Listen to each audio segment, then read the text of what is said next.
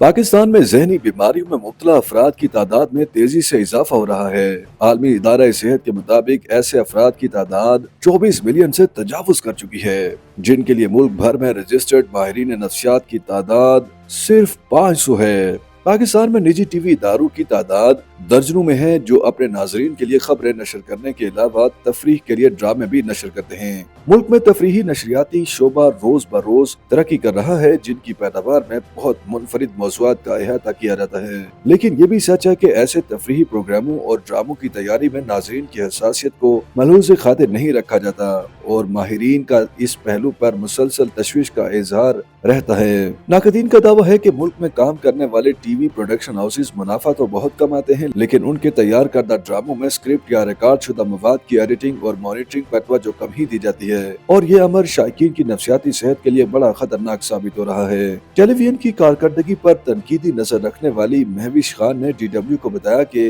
عورت دشمن رویے، ساس بہو کے جھگڑے، سالی دیور یا باس کے ساتھ عشق اور تعصب تو پاکستانی ٹی وی ڈراموں میں عام سی باتیں ہیں۔ ماہر عمرانیات ذوالفقار راؤ نے اس موضوع پر DW سے بات کرتے ہوئے بتایا کہ اس مسئلے کو سمجھنے کے دو طریقے ہیں۔ ایک تو یہ کہ ڈرامہ فنون لطیفہ ہی کی ایک قسم ہے جو انہی حقائق کا ایماندارانہ مظہر ہوتا ہے جو معاشرے میں دیکھے جا رہی ہوں۔ اسی بات کو سمجھنے کا دوسرا طریقہ یہ ہے کہ اگر ہمارے معاشرے میں جنسی تشدد یا مثلاً اقلیتوں یا دیگر کمزور طبقات پر ظلم ہو رہا ہے تو وہ انفرادی کہانیوں میں بھی نظر آئیں گے۔ ذوالفقار راؤ نے مثالوں سے وضاحت کرتے ہوئے بتایا کہ ہمارے ہاں ڈراموں میں اکثر عورت کا غیرت کے نام پر قتل، عورتوں یا بچوں کو تھپڑ مارنا یا ظلم و زیادتی دکھانا اور پھر یہ تاثر دینا کہ یہ سب درگزر کیا جا سکتا ہے، یہ سراسر غلط بات ہے۔ اس سے ناظرین کی ذہنی صحت متاثر ہوتی ہے، ان میں ڈپریشن اور بے چینی میں اضافہ بھی ہو سکتا ہے۔ بحریہ یونیورسٹی کے اسکول آف سائیکالوجی کی پرنسپل اور mental health expert doctor Saima Kulsoom نے DW کے ساتھ ایک انٹرویو میں کہا کہ جس قسم کی ٹی وی ڈرامہ پروڈکشن آج کل ہو رہی ہے وہ عوام کی ذہنی صحت کے لیے بڑا خطرہ ہے۔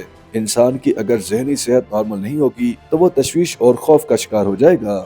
DW نے اسی موضوع پر Pakistan electronic media regulatory authority کے سابق سربراہ اور سینئر صحافی ابصار عالم کے ساتھ بھی تفصیلی گفتگو کی۔ انہوں نے کہا کہ جس طرح کی پروڈکشن اب ہو رہی ہے اس سے عوام کی ذہنی صحت کا متاثر ہونا لازمی بات ہے۔ پیمرا کے حوالے سے ابصار عالم کے پاس جواب بہت واضح تھا۔ پیمرا ایسا کچھ نہیں کر سکتی کہ مواد کیا ہے، اسکرپٹ کیا ہے، کیا لکھا اور کیا بنایا جا رہا ہے، ان سب پہلوؤں پر پیمرا کا کوئی کنٹرول نہیں۔ اس اتھارٹی کا کام کسی سینسر بورڈ کا نہیں بلکہ یہ ادارہ کسی ٹی وی چینل کا پروڈکشن سے متعلق داخلی طریقہ تبدیل کرا سکتا ہے، یا پھر پیمرا کا کام تو اس وقت شروع ہوتا ہے جب کوئی پروڈکشن نشر ہو چکی ہو۔ آن ایئر ہوتے ہوئے اگر کوئی پروگرام پیمرا کے طے کردہ قانونی تقاضوں کے منافی ہو تو یہ اتھارٹی ایکشن لے سکتی ہے، اور آج تک اس نے ایسا کئی مرتبہ کیا ہے۔